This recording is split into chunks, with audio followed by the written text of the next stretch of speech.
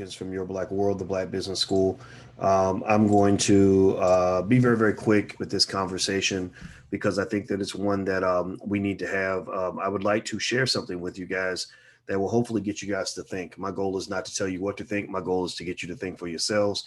Whatever decision you make at that point, that's on you. That's your choice. That's your right. I am not here to infringe on your rights.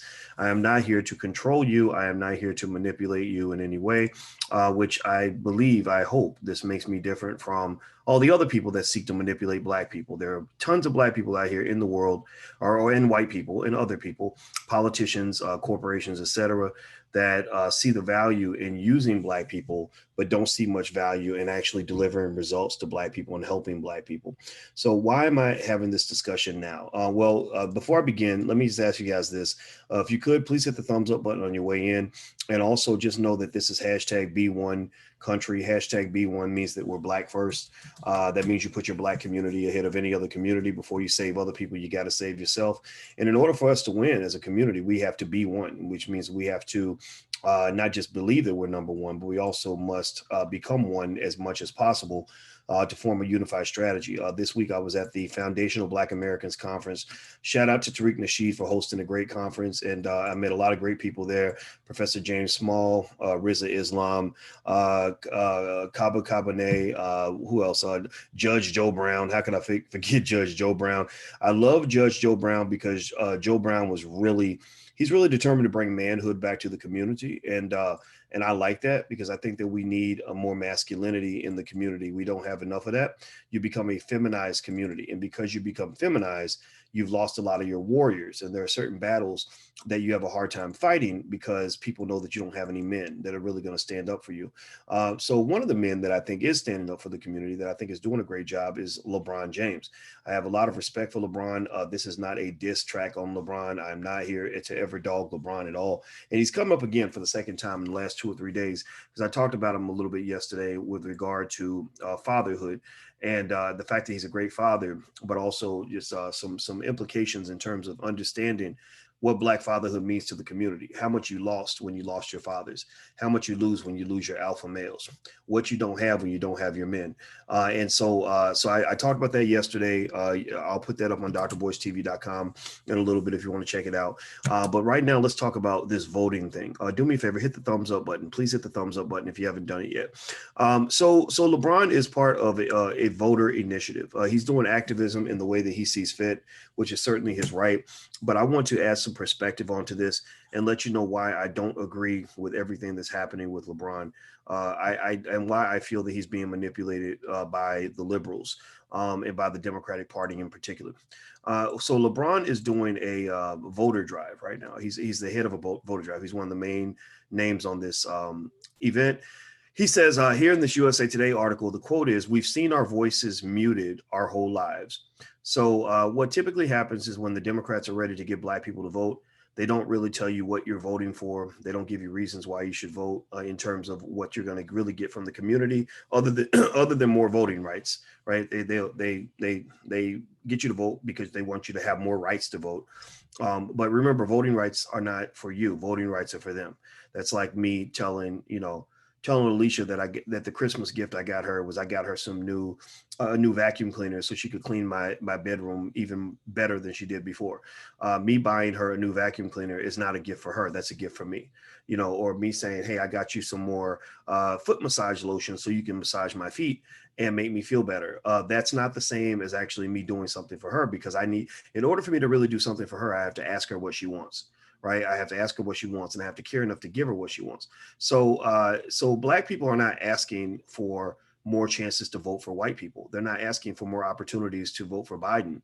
They're asking for things like reparations. They're asking for things like support for the Black owned businesses. They're asking for things like, dealing with mass incarceration and letting out, tens of thousands of people that were incarcerated under the Clinton Biden crime bill that was written years ago.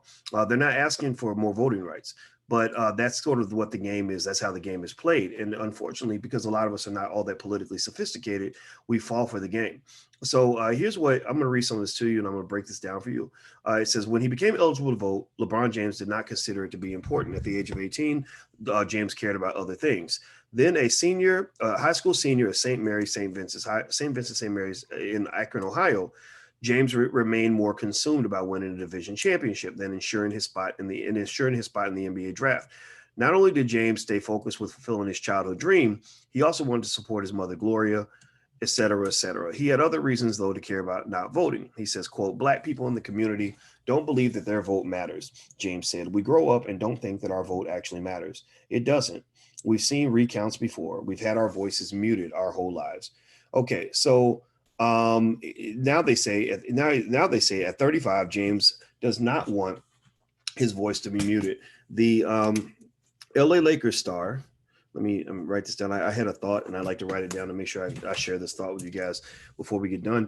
The LA Lakers star has become one of the NBA's leading voices to speak out on the importance of voting. He founded an organization called More Than a Vote, which is a group that has encouraged or increased voter registration on its website and has held voting drives in the Black community. The group has donated $100,000 to the Florida Rights Association or Florida Rights Restoration Coalition to help pay outstanding debts of former felons so they can register to vote.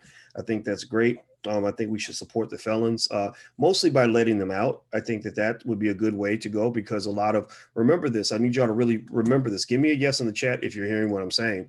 You've got tens of thousands of Black men and women, particularly Black men, who are still incarcerated under the last regime of Black extermination that occurred under the Joe Biden, Bill Clinton crime bill. Do you follow what I'm saying? Joe Biden and Bill Clinton wrote a bill in the 1990s that put, when they talk about how corrupt cops are and how terrible and scary cops are. Well, Joe Biden put 100,000 extra cops on the street. He put billions of dollars into that. He took money out of things like education for the hood and instead put that money into getting more cops that could come and beat up and kill Black people. Let's just be clear about that. Like, I just really think it's important that we don't get into this revisionist history or that we let people sort of take advantage of this false belief that they have that Black people are just stupid, that we're not going to remember things. So if you want to know why I'm choosing not to vote for Biden, it's because I'll never vote for somebody who incarcerates my loved ones. I'll never vote for somebody who has exterminated me. You could tell me that Satan himself is going to be the motherfucking president if he doesn't get elected. I don't give a fuck. We'll just have Satan for president because you're not getting my vote. You're not going to corner me into shit. You're not going to scare me. You're not going to back me into a little cubby hole or play the dumb Negro tricks on me because that just does not work for me. It does not mean I don't understand. Everybody who's voting, I understand exactly why they're voting. If you're voting for Biden, I can tell you exactly why. If I listen to you talk for 3 to 5 minutes, I can tell you exactly why you're voting for Biden. If you're voting for Trump, I can tell you exactly why you're voting for Trump. I talk to Trump supporters. I talk to Biden supporters. I talk to people who aren't voting. I see the whole court. I see like when LeBron is playing for the Lakers, he understands why the Denver Nuggets 2 guard is going to take more 3-pointers because his 3-point shooting percentage is very high and because the perimeter is open relative to the post, right? He understands this. He can see the whole court. He can see what he's going to do. He can see what his teammates are going to do. He can see what the other team's going to do. He can see what the shooter's going to do, right? Well, the same thing is true when it comes to playing for Team Black people. When I play for Team Black people, I can tell you what each player on the team is doing. I can tell you why the coon is over there cooning. I can tell you why the Black elite are over there trying to get as many Black people to vote for the Democrats as possible because they're about to get paid. I can tell you why the liberator or the Harriet Tubman types are fighting to get off the corporate plantation. I can tell you why the corporate Negro really loves his job. I can tell you why the Negro on CNN is saying what he's saying. I can see all of that. And I can also tell you what I'm about to do. I can tell you what the opponent's going to do. I can tell you which shot I'm going to take and what position I want to play, right? So this is really not even me really telling you that you shouldn't play a different position. This is me telling you like, okay, understand the court, pick your position and play your position. So some of y'all play the position of liberators. Some of you play the position of people that say, you know what, I'm not participating in none of this. This is bullshit. Some of you are playing a different position. You're choosing to participate in the election. I don't judge you for that. But I really think that as a matter of strategy, we have to understand all the roles on the team, all the roles on the other team, team white supremacy. They got their point guard out there. They got their centers. They have their coaches and cheerleaders. You got to understand why they're doing what they're doing too. So anyway, here's what the issue is with LeBron and his voting campaign. So I'm reading through this article and I see that LeBron has, LeBron has this thing going on where it's not just LeBron. I don't want to just say it's LeBron. I don't want to pin it on him. It's a bunch of players. And they're not spearheading this. This is not something that they created. This is something that was created and somebody said, well, we need you to put your name on this because this is going to be a good thing for you to do for the community. And they're young. They don't know any better. They haven't had, 30 years to think about this stuff the way I have. So they're not going to see what I see. So basically, they're putting their name on this initiative that they think is helping the Black community. And they're saying things that are a little bit misinformed, and some would almost say a little bit insulting when you say Black people have never had a voice and Black people need to start voting so they can have a voice. Let me tell you why. Let me tell you why that is just a little bit of a problematic statement. Black people, let me ask you this. Give me a yes or no in the chat. I'm gonna ask you guys a question, yes or no question. Have Black people voted in the past? Did Black people vote in the 2016 election? Did Black people show up, or did we all stay home? Did 90% of us just not participate? Give me a yes or no. Did Black people show up and vote in the last election? Give me a yes or no. Okay, the answer is yes, right? Voter participation was pretty high. We know who we voted for. We voted for the Democrats mostly. Let's go back to 2008. Barack Obama gets elected, first biracial president. Give me a yes or no in the chat. Yes or no. Did Black people vote for Obama? Did Black people show up, or did Black people just boycott the 2008 election? Did Black people use their voice and vote for Obama? Give me a yes or no. Did we show up for Obama, or did we just say, you know what, man, fuck you, bro. Good luck. We hope you can win by yourself. Or did we show up like a motherfucker for Barack Obama? Like, did we show up in fucking droves? Like they was giving away Popeye's chicken with a pair of Air Jordans that day. Seriously. Every church had a voter drive. Every Black person was supposed to be there. Every Black celebrity was backing him.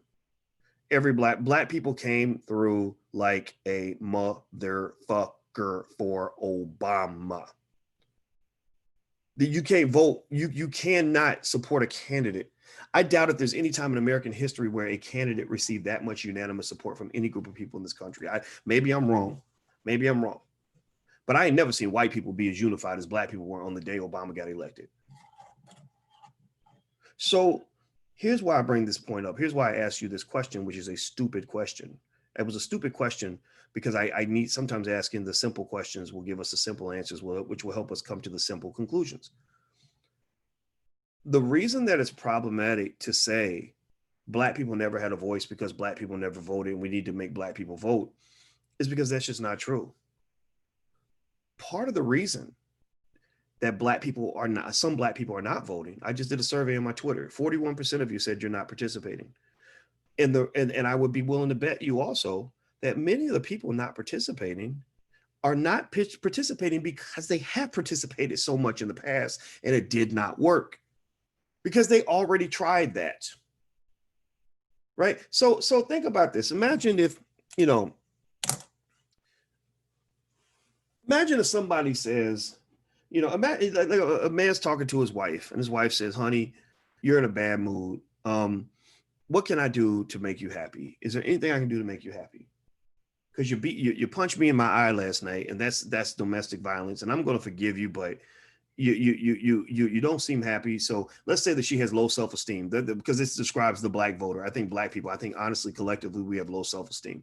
So let's say she says, honey, you seem to be a little bit moody lately, and this violence thing, I'm not going to take it. So tell me what will make you happy. And so let's say he says, I really need you to cook my favorite meal. And she says, okay, well, what do you want? He says, I want some chicken and some beans and some rice.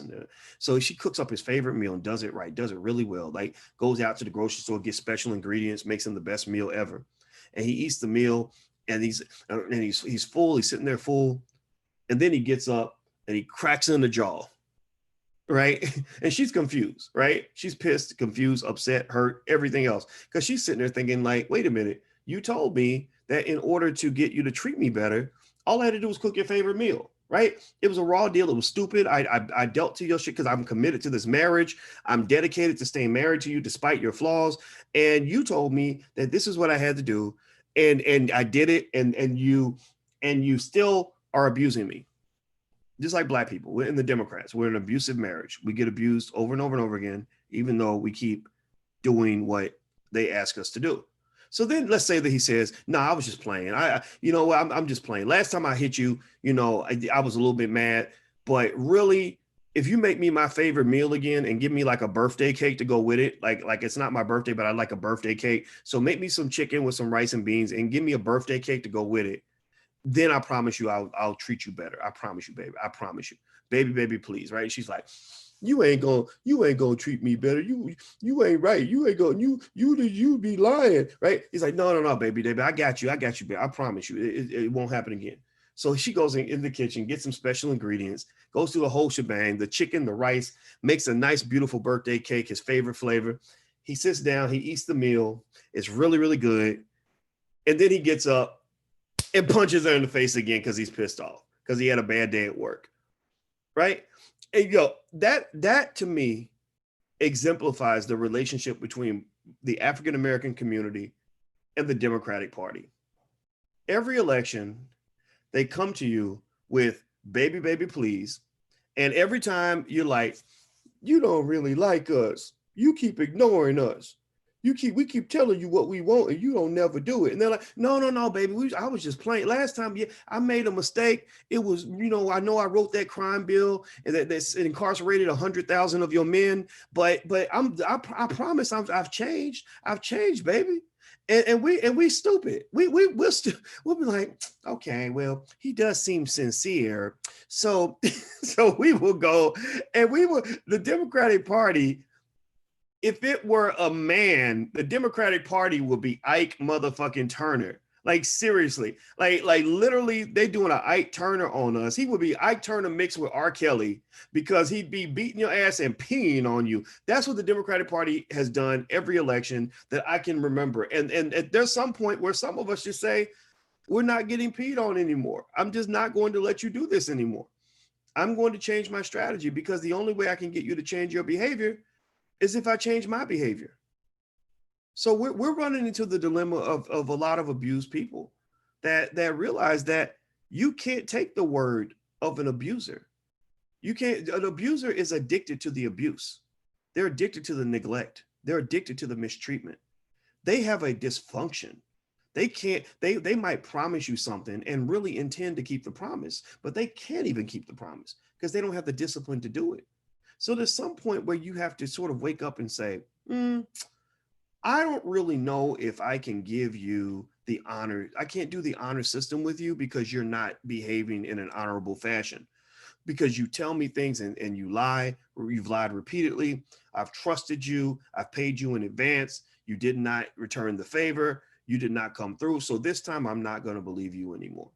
So I'm not sitting here telling anybody what to do. I mean, if you're scared of Donald Trump, like if Donald Trump makes you pee in your pants and you're scared of a Trump presidency, even though the last 4 years were, really most indicators show black people are not doing any worse or any better in this situation than they were under Obama. I mean, the pandemic happened, but even that was something that you can't blame that on anybody. You blame that on China. I mean, the virus came out of China, right? And then, that could have happened under Obama. It could have happened under Bush, could have happened under anybody. So that part, the economy, I mean, all that was doing pretty good. Do you know how many people, raise your hand if you are in here and you have been making like a shit ton of money in the stock market, like in the last 2, 3, 4, 5 years. You know how many people, I was at the Foundational Black Americans Conference, Tariq's joint, and it was wonderful, by the way. Tariq did a wonderful job.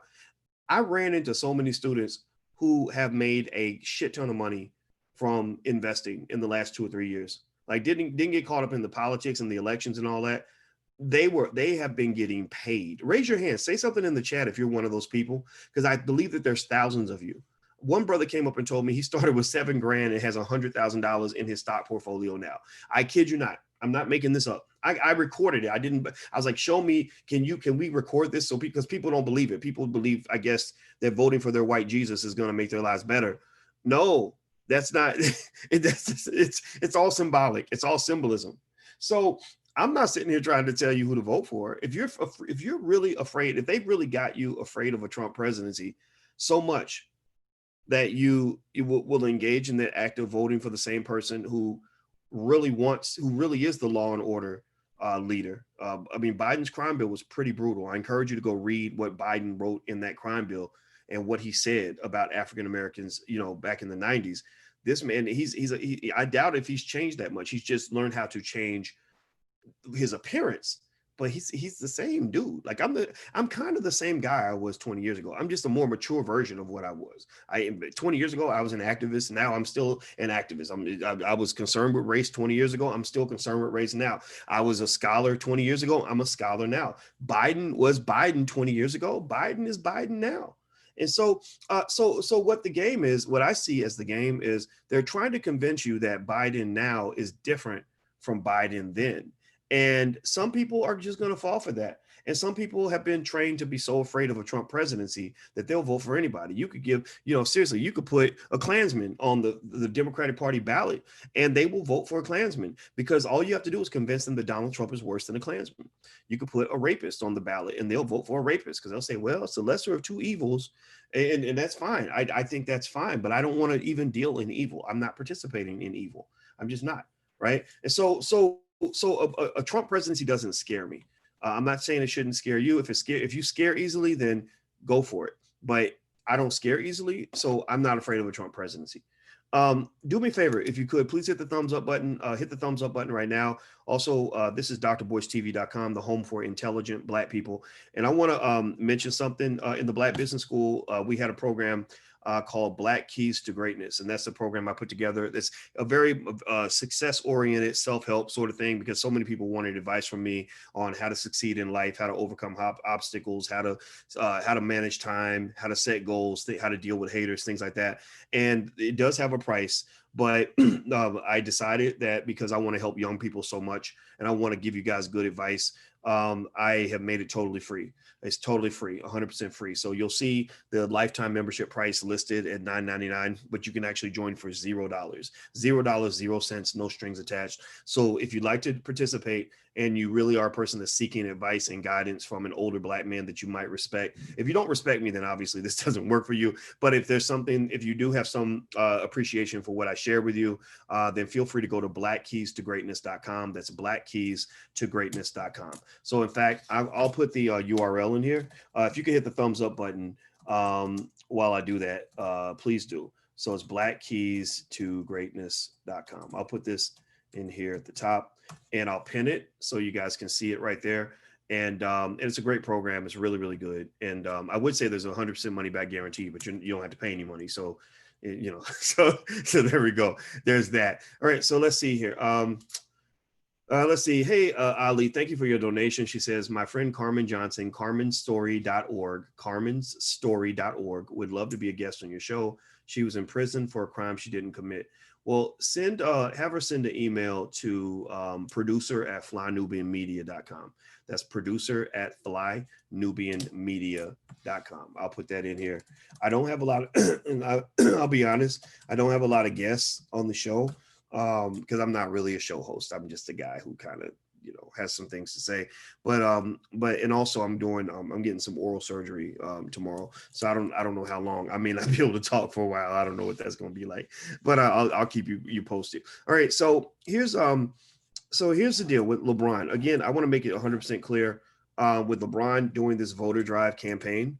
I am not in any way saying that LeBron does not have a right to do this. Also with LeBron doing his voter drive campaign, I have no problem with the fact that, with his More Than a Vote campaign, that he's expressing himself in the way he sees best. What I'm trying to offer is another perspective that might help broaden at least your point of view on how to view these things as they approach you with this stuff, so you can kind of know what I see and what's really going on. Another thing that they're doing with this campaign that's quite fascinating to me is they're engaging in massive amounts of mind control. I happen to be marrying a full professor of social work who also is a therapist who is an expert on the subconscious mind.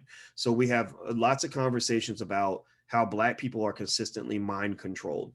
And so one of the things that we observe is that when you have this sort of dumbing down of Black people through music, and then the educational system is so terrible, the goal is to keep Black people as stupid as possible, because stupid people can be easily manipulated, or people who don't have critical thinking skills are easily manipulated. In fact, studies show that African Americans, unfortunately, we consume more media than almost any other group of people in this country.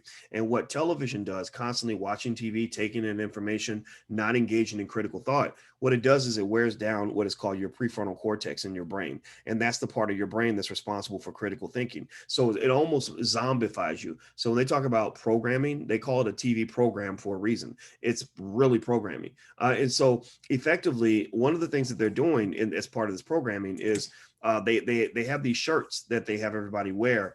And all the shirts say is the word vote. They just say vote, right? And now I get it, because you want the message to be simple and you want it to be something anybody can understand. But what it is also doing, though, is it's giving an order, it's giving a command, and it's pressuring people to do something without giving them the reason why. You're looking at Black people as mindless drones who are not capable or nor worthy of making their own personal decisions. I want to give you more respect than that. My goal is to respect you and to say, look, even I can't tell you what to do. I'm not here to tell you what to do. All I'm asking you to do, I'm not even telling you, I'm asking you to consider what I'm saying. I'm a professor. I have a PhD. I've had a PhD for over 20 years. I was the only Black person in the United States to get a PhD in finance during the year 2002. And it wasn't because I'm stupid. I'm not bragging. I say these things to let you know that there's a benefit that comes with the fact that I've been sitting around thinking about this shit for a very long time. So as a result of this, I sometimes see things where I'm thinking, gosh, I wish other people would see this too. So when you just put vote on a shirt and you don't tell people why they should vote, that's almost that's almost an epic level of fraudulent behavior. Like that's the type of fraud. Like because and then when you say, well, why should I vote? They don't give you reasons why Biden's a great candidate. They'll do, here's what they do. They'll tell you how terrible Trump is. We got to get Trump out of office. Now, they won't really explain why. It's really, they just don't like Trump as a person. They can't specifically name any policies that, like, did Trump open up a concentration camp to put all Black people in it? No, he didn't. Biden did. Biden opened up thousands of concentration camps across this country, or hundreds of them anyway, and put 100,000 cops on the street. So he really did open up prisons, which is the closest thing we have in the United States to a concentration camp. So if you ask me, like, what is my objection to Biden, I can specifically point to a policy, that 1994 crime bill, which is never going to go away, that did build concentration camps in America to put Black people in it. They did the same thing with us, something similar to us that they did with the Jews. Just maybe the body count isn't as high, but if you add up the body count of Black communities and all the chaos, death, and destruction that has occurred as a result of the war on drugs and mass incarceration, then you could probably say that we would compare to what happened in World War II. Remember, the World War II Holocaust lasted about 6 years. The Holocaust against Black people has lasted about 100 years, and then you get to slavery, right? So you got 100 years of Holocaust without even talking about slavery. I mean, that's fascinating, right? That's unbelievable, right? That's what you're up against. That's what you're dealing with. So when they're telling Black people to vote and they're not giving you a reason why, you can't blame them for using whatever tactic they think they can get away with. But you have to really question them. And I think the smart people in the room are obligated to speak up for the not so smart people in the room. So the smart people in the room, yourselves, Bo Diddley and Jackie Murray, you're here because you're one of the smart people in the room. You're obligated, in my opinion, to say, well, give me a reason why. Like, give me a policy. Tell me why, without talking about Trump and without telling me that I'm just supposed to do it just because it's my duty. Like, nothing's my duty. I'm free. Freedom means I do what the fuck I want. So if you're telling me that I have to do something, then you're not supporting the idea of me being free. Do you get what I'm saying? Give me a yes or no if you follow what I'm saying. How can you tell me that you want me to have freedom when you're telling me what to do? That doesn't make any sense. So for Black people, you must understand what freedom means. Freedom means making your own decision. So anybody who does not support freedom is not your friend. When somebody gets pissed off, and I know there's probably people in the chat that are like, you need to stop that. You did that, right? These people are not supporting your freedom. I'm sorry, I don't listen to you because you're a jackass. What you're saying is you might as well be a Klansman. What you're saying is incredibly racist. Black people have had other people telling us what to do for 450 years. Why do we need more people telling us what to do now? Why do we need to continue that tradition of everybody forcing Black people, peer pressuring Black people, shaming Black people, attacking Black people for doing whatever they want to do? Because if you pay attention closely, I never tell you who to vote for. I have never told you who to vote for. And if I've ever sounded like I did that, I apologize, because that was not my intention. I have never said vote for Biden, vote for Trump, vote for this candidate. I never said that. I've just simply said do what works best for you and your family. So process this for a moment. Think about this. How is it that there are people that are offended by the fact that I've simply told Black people to do what's best for themselves? How can somebody be a friend to Black people when you get offended by somebody who's told Black people, do what works for you, do what's going to work best for your family? Can a person who really cares about you be offended by somebody who's telling you to do what's best for you? Do you understand what I'm saying? Do you get, am I saying it right? Is it coming through clearly? So you got to know who your friends and your enemies are. And I would almost assume, I think a safe assumption as a Black person is to assume that you don't really have that many friends. Don't even assume that I'm your friend. If I say something that makes sense, then use it. If it doesn't make sense, then, who knows? I could be COINTELPRO. Like, you don't know. You don't know. They get you in all different kinds of ways. So that's why I believe, when I was speaking at Tariq's event this week, first thing I started off with is I said, Black leadership is dead. Fuck Black leadership. Fuck that old bullshit model of these fake ass civil rights leaders that they throw out there in front of you. Half of them are part of the alphabet boys. Half of them are indoctrinated into a socialism. No disrespect to any of that, but I'm just telling you, like, it's a game. It's a hustle, man. In fact, if you talk to real folks that lived during the 60s, there was a large swath of Black people who were not down for any of that marching, praying, we shall overcome. I'm going to go let a white man beat my ass at a lunch counter just so I can have the right to give him my money bullshit. There was a ton of Black people who were not down for that. But they manipulated you just like they're manipulating your children right now through the indoctrination process that occurs through the public school system. They manipulated you into thinking that all Black people were down with the civil rights movement when it was going on. That wasn't true. But those folks who were not down did not have a voice. They did not, their voices were not heard in the public school system. That's why you have a million schools out here where your child's going to learn everything there is to know about Martin Luther King, but won't learn nothing about Marcus Garvey. They ain't gonna say shit about Marcus Garvey, because Marcus Garvey was speaking that real stuff, that radical stuff, that freedom talk, that liberation talk. Whereas for at least a part of his career, Dr. King also was duped into a message that was incredibly unempowering for Black people. Dr. King, though, to his credit, started to wake up. He's doing what a lot of you are doing. A lot of y'all, a lot of us, I say us because I'm included too. A lot of us are recovering coons. Like, a lot of us literally are in coon recovery. We are in rehab right now,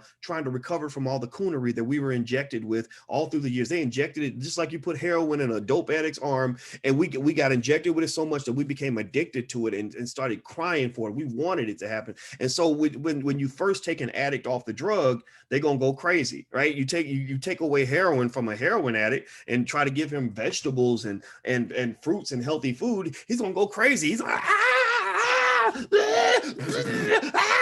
you, motherfucker. Right? He's gonna go crazy, right? He's gonna have an exorcism because the power of the coonery is so strong. And that's what you're hearing when you see Negroes getting mad. When Negroes on TV or the Black elite getting pissed off because Black people are actually speaking up for themselves and demanding something for their vote and changing the paradigm or trying to control the narrative, the coons are all like, this ain't right. What you doing? This is crazy, right? Because they're upset because they are heavily addicted. They are deeply entrenched. They are tripled down invested. They doubled and tripled down on white supremacy.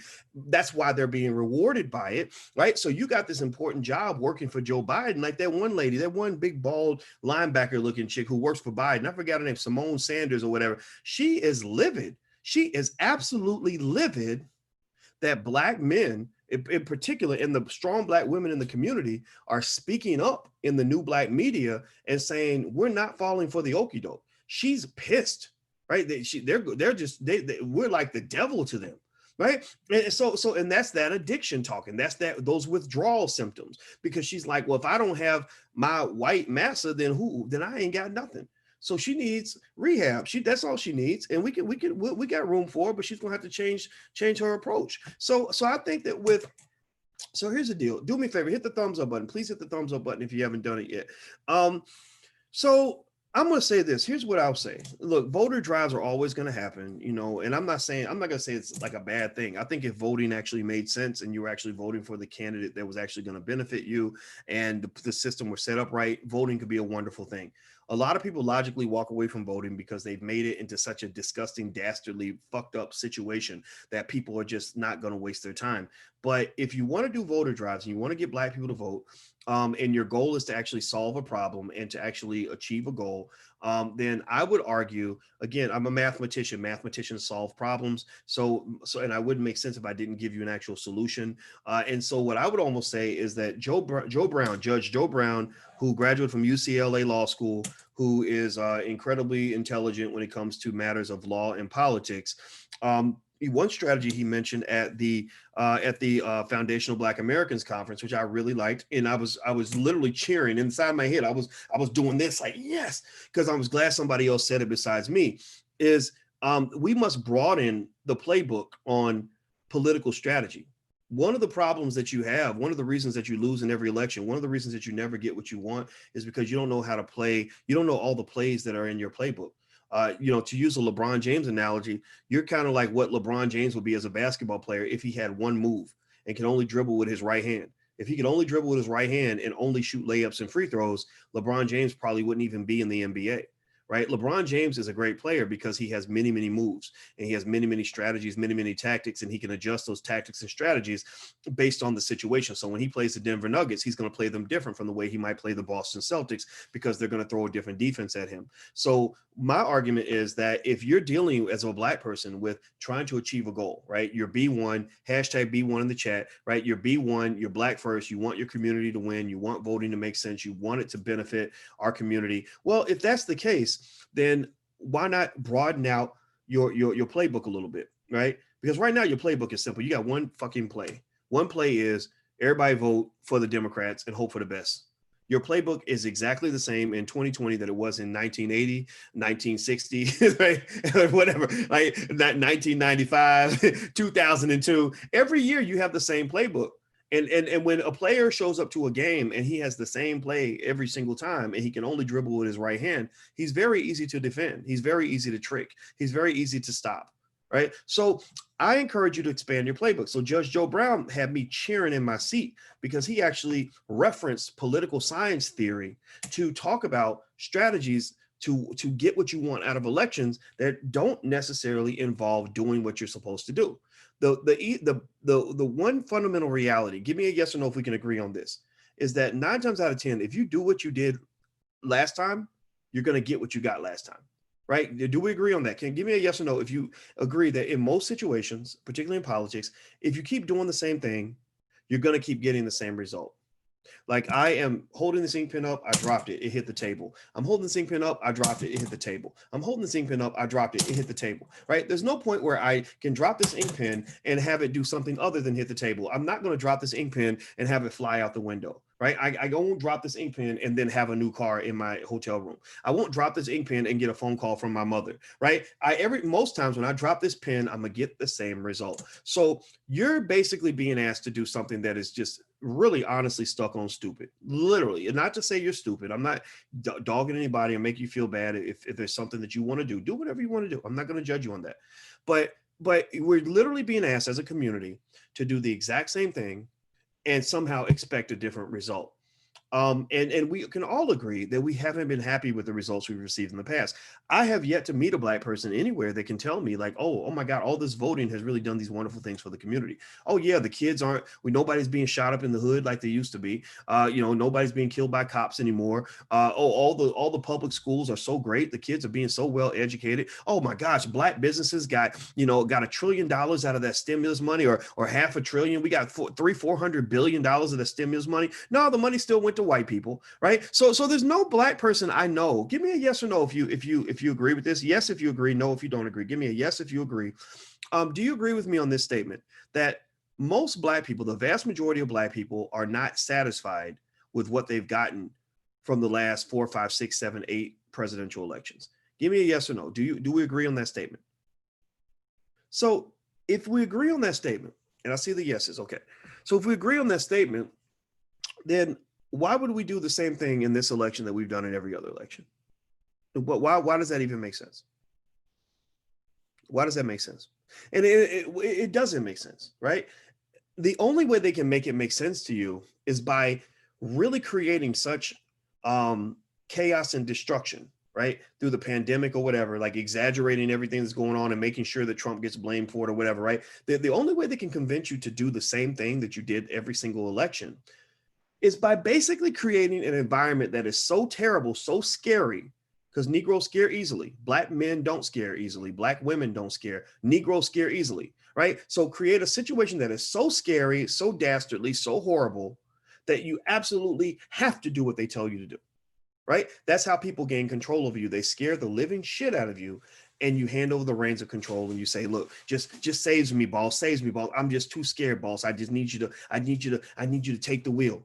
Because most people I've talked to a few people that are speaking with Democrats and Republicans, high profile people that are having meetings with both sides to try to figure out what to do for the Black community. So shout out to some of these people that are actually holding out. And one common theme that I'm noticing is that their whole argument is, well, we just got to get Trump out of office. It's a state of emergency. We just need you to play ball, just go along with the program. Let's just get him out of office first, and then we'll talk about it after that, right?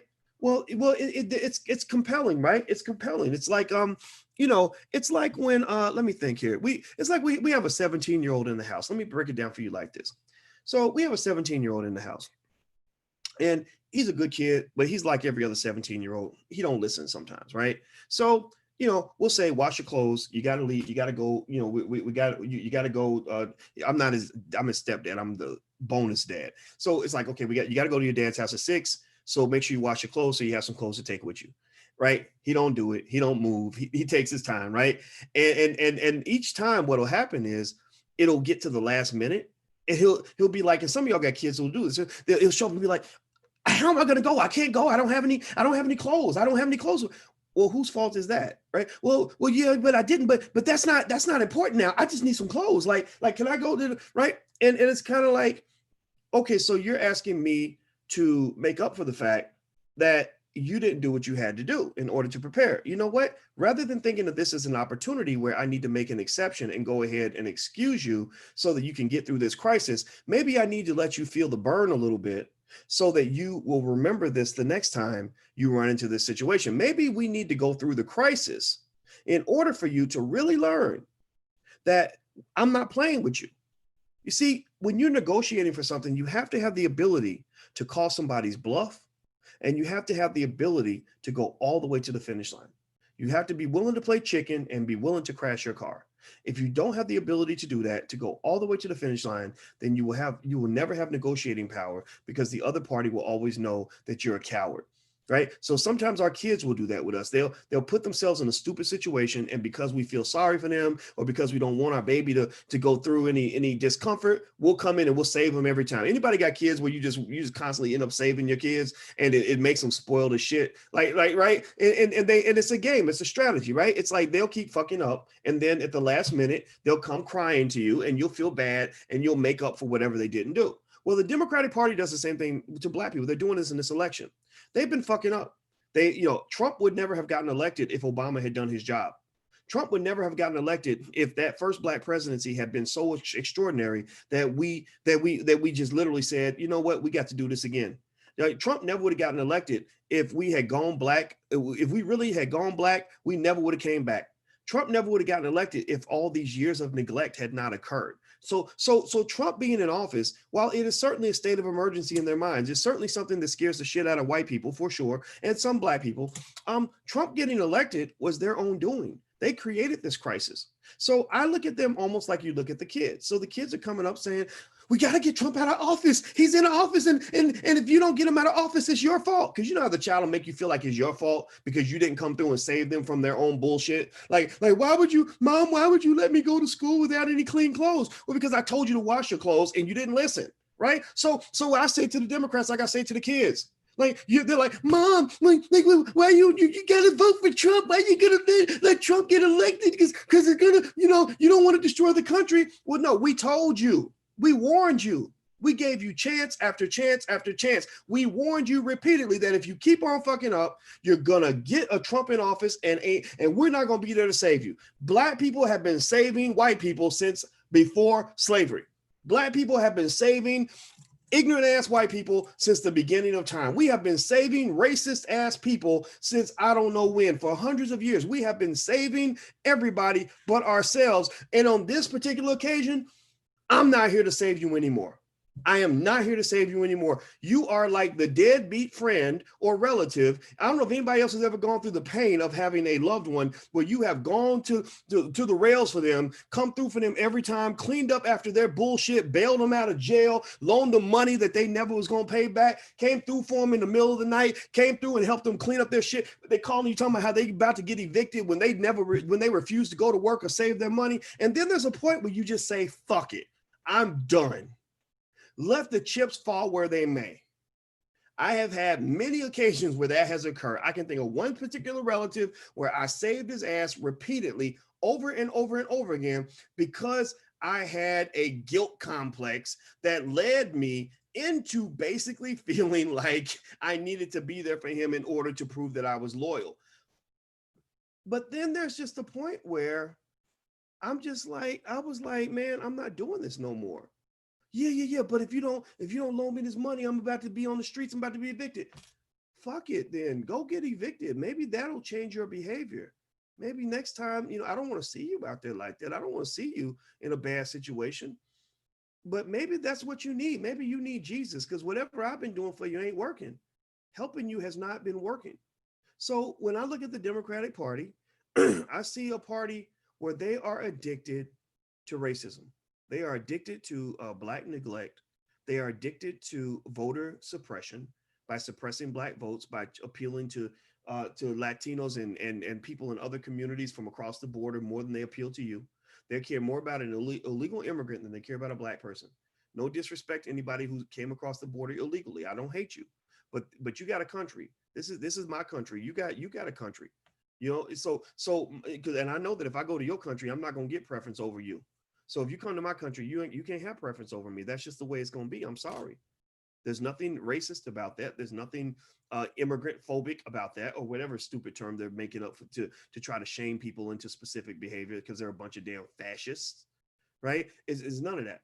At the end of the day, it's going to be Black first up in this motherfucker right now. From this point on, this Black man's going to take care of himself.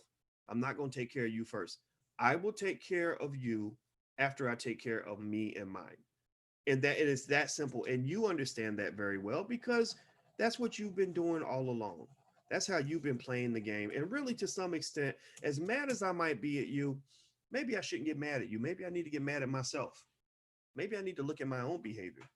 Because when I had that relative who was using me over and over again, who was constantly putting himself in stupid situations and then having me bail him out at the last minute, having me come through for him and inconveniencing my own life in order to save somebody who didn't want to be saved, I realized that as mad as I wanted to be at him, it wasn't him I should have been mad at. I really should have been mad at me. Right? So I'm just telling you, maybe we should have some self-esteem in this election. Maybe instead of seeing the Trump crisis as the worst thing in the world, maybe this is a great opportunity. When Amazon's workers want to get a pay raise and they want to go on strike, they don't go on strike when everything's good. They go on strike when Jeff Bezos needs them the most. They go on strike right on Prime Day. They're like, oh my God, we got Prime Day coming. We need y'all working. Well, if you need us working, then pay us more money and we'll show right up. We'll be right there. We'll be right there. I'll be there early if you go ahead and give me that pay raise. So I would say that to the Democrats. Look, if you want me to stop all this, like this crazy talk on politics, I can stop it all right now. It'll stop right now. Just start talking about reparations a lot more. Start making plans to pay those reparations. Cut the damn check. Go do the things that we need you to do. Get some Black businesses that stimulus money. I want to see 500 billion of that money going into Black-owned companies. Right? Go let out some of those Black people. Let out tens of thousands of Black men and women that you put in prison under the Biden-Clinton crime bill, and then I'll show right up to vote. If you give us something to vote for, then the people that listen to anything that I say, if you give them something to vote for, they will vote for you. These people vote for me every day. They support me every day. And the reason we support each other is because I'd like to believe it's because I give them something. I give them something for their vote. every day when y'all show up, when Khalid Shabazz and Kathy Jones, when y'all show up and y'all even watch my podcast, or if you buy something or whatever it is you want to do, you do it not because you're just trying to make sure Boyce Watkins is good. You do it because I've given you something. I want to offer value to you so that you will then offer value to me. That's called quid pro quo. It's a basic idea. Dr. Claude Anderson talks about it in Powernomics all the time, right? So why can't they understand the basic idea of a quid pro quo? Well, a lot of it is because quid pro quos require a basic level of respect that I don't believe they have for Black people. When you just don't respect the other party, you kind of feel like they should do stuff for you and you shouldn't have to do anything for them. It's like maybe how some men, I've seen men deal with two women in two totally different ways. I've seen one woman where it's more like a quid pro quo, where it's like, okay, I want this woman's attention, I want her affection, so I'm going to treat her really well, I'm going to take her out, I'm going to call her every day, I'm going to really be there for her. And then the other woman, it's like, I ain't doing nothing for her, but she's still going to do stuff for me. She's going to do stuff for me, but I'm not going to do nothing for her. Right. So you got, in one case, maybe what you might call a more of a quid pro quo. The other case is a quid pro ho, right? A quid pro ho, right? And that just pretty much means that he doesn't have respect for woman number two, but he has tremendous respect for woman number one. So Black people, for the longest time, you have been woman number two. You have been political hoes. You've been pimped. But you're not just political hoes. You've also been made into economic hoes. They take money from you. They don't get that money back. They come and scoop money out of your communities by the bucket load, and they never bring it back. They run that community, that money right out of town, and they feel no obligation to make sure that you and your family and your community are good, because they're gonna make sure that their family and their community are good. And if you stop taking care of them, they get mad at you and say, well, what are you doing? We got a good thing going here. Well, we got a good thing going for you, but it's not a good thing for me because you're getting everything and I'm getting nothing. Those relationships have to stop. They must stop now. So I'm not participating in any of that. Nothing that makes sense to me will ever get my support. That's all I got to say, guys. I'm going to go. Thank you for listening. It was great talking to you. Have a wonderful day. Do me a favor, if you could, before you go, please hit that thumbs up button real quick right now. Thumbs up button, subscribe. If you haven't subscribed to the platform yet, please subscribe, please subscribe, please subscribe. Also, if you could give me a verbal confirmation that you'll share the video, that really helps. You're part of our distribution team, and I would really love it if you would just take the time to take that link, put it on your social media, and share it to some of the people that maybe need to hear this message, because I believe once you go Black, you never go back. Once they hear a message of freedom, liberation, and power, I believe that they can't go backwards. So my goal in my life is to make sure that I share the idea of Black intelligence with as many people as possible, and you guys are an important part of that. So I appreciate your support and your help on every level. And also, as a gift to you, like I said, that program, Black Keys to Greatness, which is self-help, motivation, how to accomplish goals, how to manage your time. It's my own personal playbook on how I manage time, how I deal with haters, how you come back from setbacks. These are things that we need, because inspiration and passion are more important than intellect. Inspiration and passion will help you climb mountains that you're not supposed to climb. And that's what keeps me going every day, is inspiration and passion. So I actually put together a whole curriculum on this, and I think it's really good, and you can have it totally for free. There's normally a fee, but the fee has been waived completely. So just go to blackkeystogreatness.com. That's blackkeystogreatness.com. I'll say it one more time, blackkeystogreatness.com. So take care, guys. Have a good day. I'm going to go and lay down now. I'll see you soon. Be good. Peace.